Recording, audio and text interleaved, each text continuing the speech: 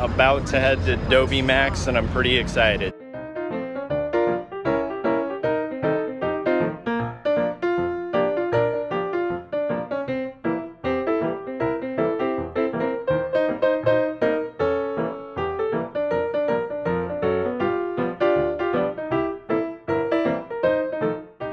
Alright, so now I'm on the floor of the Adobe Max. There was like a nice little kind of keynote type thing, and it's pretty good. It's pretty awesome. Like lots of really cool designer products.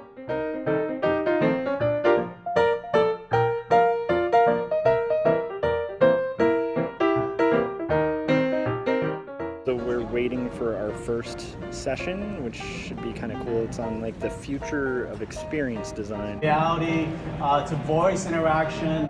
Basically, people are interacting with each other, and I get to do that in a way that I think it's fun. It's a great environment. For okay, where's your talk? So that was the context of my journey and how I shaped my point of view. But also hopefully got a sense of some of the questions I've been asking. The first conference I went to was Albert Shum from Microsoft, and it was pretty awesome. So it was actually kind of interesting hearing his perspective on like leading teams, design being kind of more based on sort of the ethics of the designer versus like people are constantly thinking about creating new things, but they're not often thinking about like the effect of creating those things. Like rather than thinking about making new things, maybe start thinking about ways to actually impact communities and make positive change. So he had this thing where he shows a grid of white squares, and he says like by all means it's a good design, it's balanced and stuff like that, but it's also automated.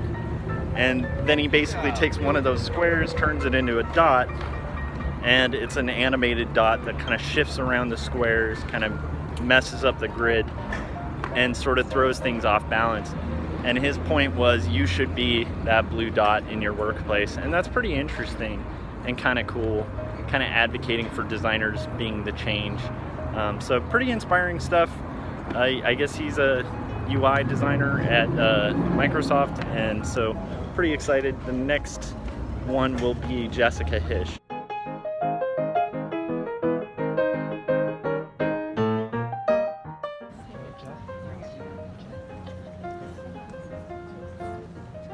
That you don't have to be working 80 hours a week in order to be a successful designer or illustrator. And I know that I'm in like a position of privilege based on the work that comes to me and whatnot, but I still feel like it's a hill I'm willing to die on now, understanding what it means to sort of balance these two things together. And so more power to all of you people that don't want to work 80 hours a week and still want to do that. So the Jessica Hish panel was really cool. She kind of went over a lot of her own biography and stuff like that, and just kind of mostly addressed work-life balance, and then talked about her new kids book, which I will probably try to pick up because my son really loves lettering and I love her lettering too.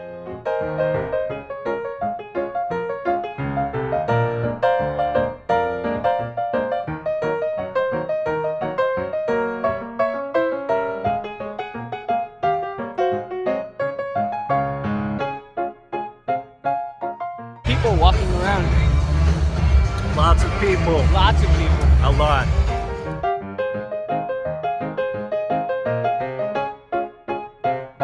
We are going to hear from 5 of the most creative, inspiring, and talented creators of our time.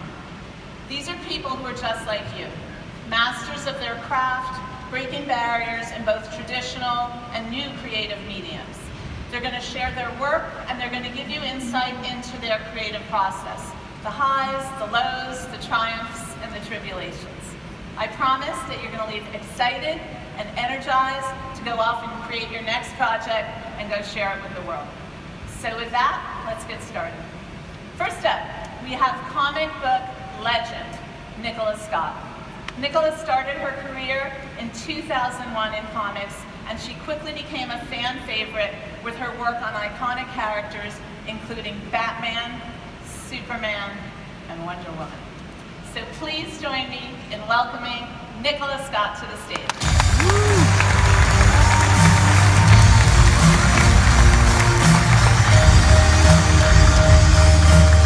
Hello everybody! My name is Nicola Scott and I draw comic books for a living. So my routine every day is I sit down once I've woken up and I put on a fresh pair of pajamas.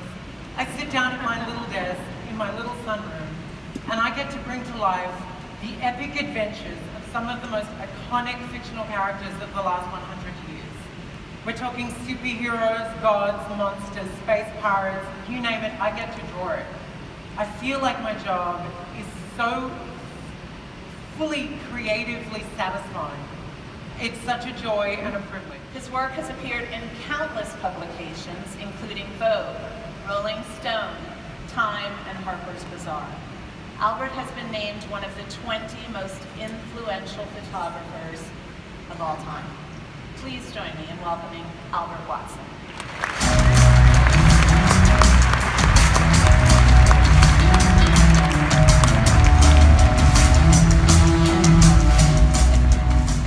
Hello everybody. My name is Albert Watson, as you see, and I'm going to try and cram 50 years of information into 20 minutes.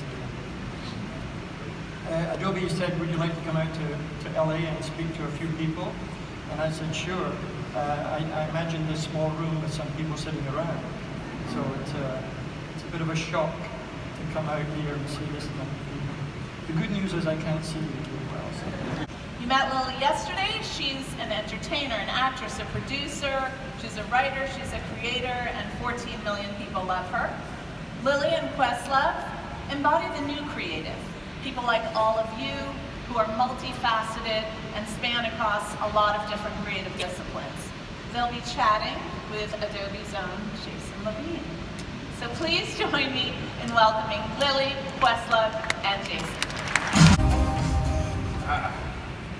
Hello. Hello. Hello. This is amazing. Very quiet in here. It's super quiet. Okay. Yes. There it is. Thank you. Fantastic. Wanted to make sure you out this. Appeared in his first film at just 18 months old.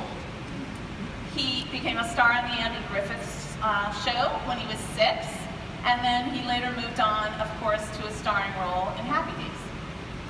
From legendary films like Apollo 13, The Da Vinci Code, Beautiful Mind, and most recently Solo, Ron Howard is one of the most renowned filmmakers of our time. Please let's roll a video of his work. It's very exciting. All right, I already got over my excitement because I already met him. So we just celebrated the work of young creators and talked about the importance of mentorship. You obviously started your career very early, and I think we're going to pull up a picture of you from Happy Days that was actually shot by Albert Watson, who was just out here, and they just had a little kind of get-together, having not seen each other in ordinary years. Yeah. And so... Well, he also shot the poster for Da Vinci Code, so that wasn't so long ago, yes. Okay, so it's a small world. That was good time. Thank you. Right. We care about a lot of this stuff because we think typography is really important. This is some of the stuff that we've been talking a lot about with the Adobe Fonts project, the language that we all use. Typography gives you personality and emotion and tone, and it helps you do things. And it's the leanest way that you can really connect words to a reaction, to emotions. It's a very simple element that can be really, really powerful. If you are a graphic designer, visual designer, UX, motion, any kind of designer, you probably have had experience about having to make choices about typeface and really figure out how to make typefaces do what you need them to do to create an experience. Drapelin's session was awesome, epic, super good designer, just passionate, really kind of like, you feel like supercharged to do graphic design after sitting through one of his lectures. And honestly, If he ever speaks in a town near you, you guys should check it out. It's honestly worth the whole Adobe Max thing. It was great. And then after that, we did like the future of typography, and that was pretty interesting. Got into some kind of adaptable typography that's coming out down the pipe for OpenType, where it uses SVG, which I guess is like vector, so type can kind of be a little more customizable and adaptable to like different formats of phones and other screens and stuff, which I think is really fascinating and kind of cool.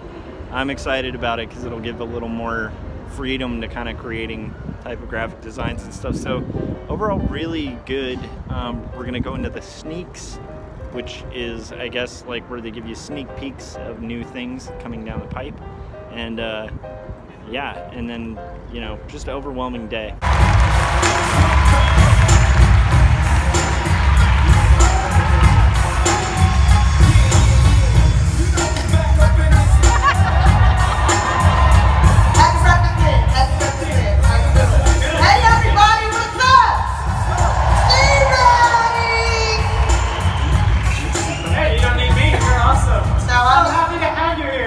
So happy to be here. Yeah, you've been busy. Yes, every day. Working every day. Every day. I'm hustling.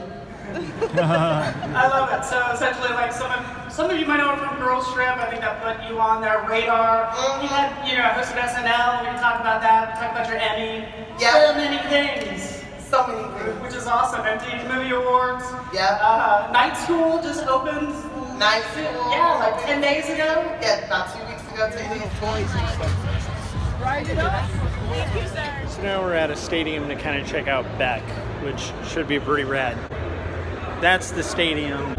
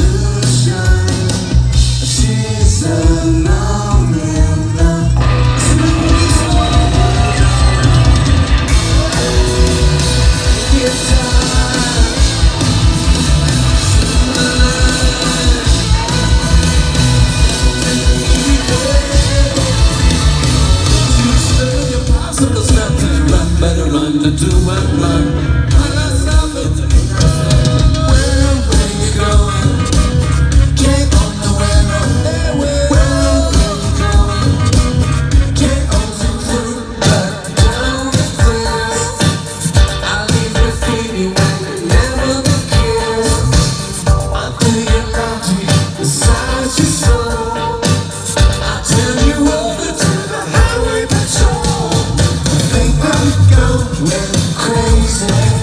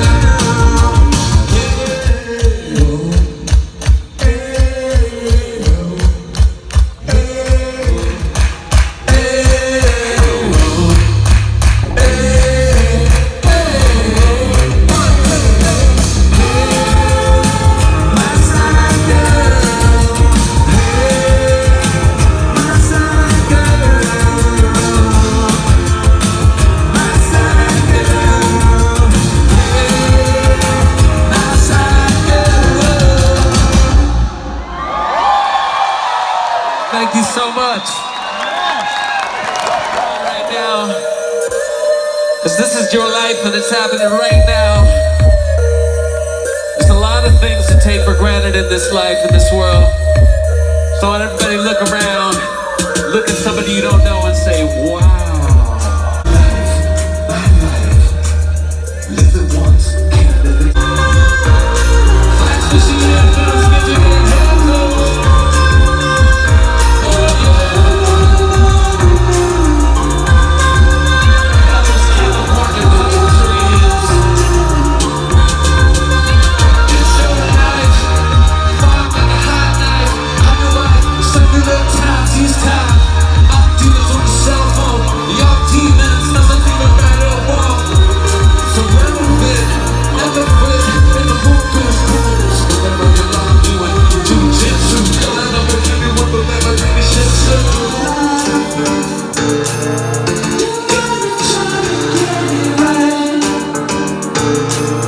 Look around, don't forget where you came from.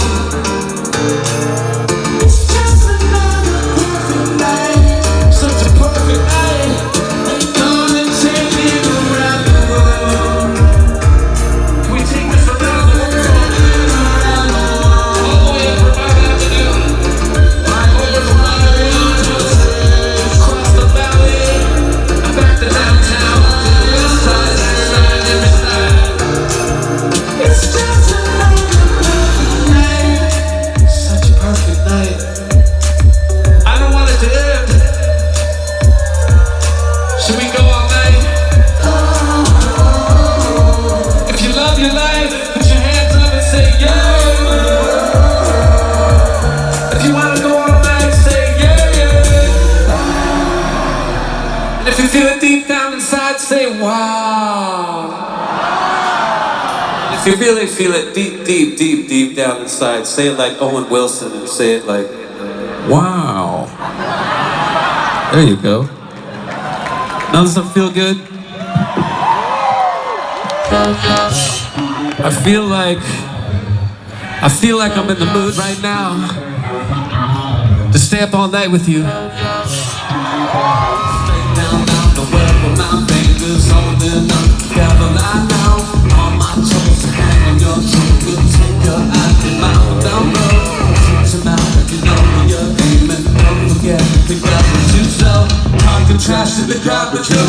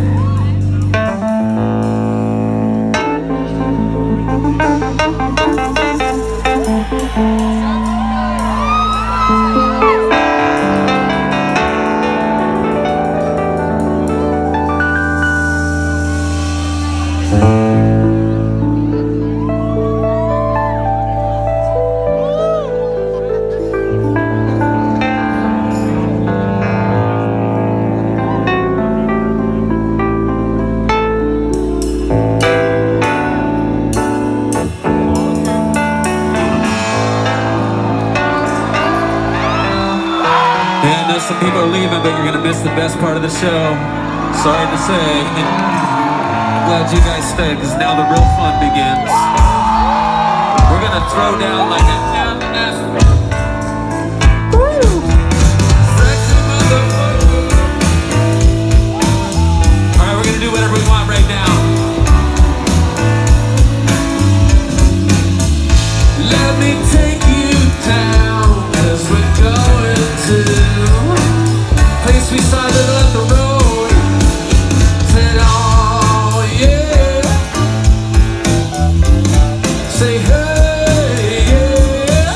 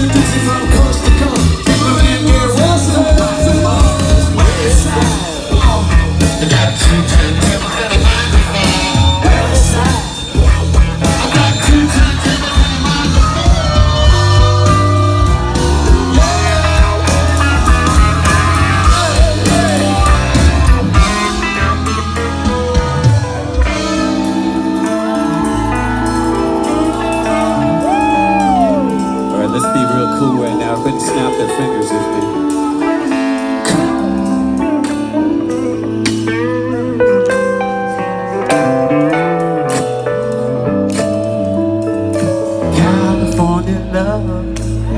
Yeah. Yeah. It's one of those California nights, right? You smell the desert and the air. Yes. Woo! I feel like this is kind of an exaggerated version of just a backyard get-together in Los Angeles, right? And I just walked in and stumbled on a few friends of mine. Enrique, what's up, Tom? Emily's here. What's going on, Emily? All right. Got all the ladies right here, the gentleman over there, Bubble Man. Woo! That guy way over there.